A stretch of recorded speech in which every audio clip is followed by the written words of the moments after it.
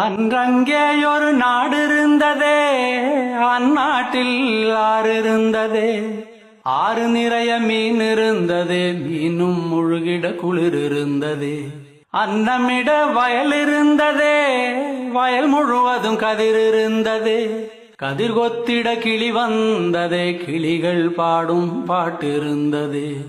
அந்நாட்டில் நிழல் இருந்ததே, மண் வழியில் மரம் இருந்ததே. மரத்தடியில் பேசி சிரித்திட நண்பர் கூட்டம் 100 இருந்ததே.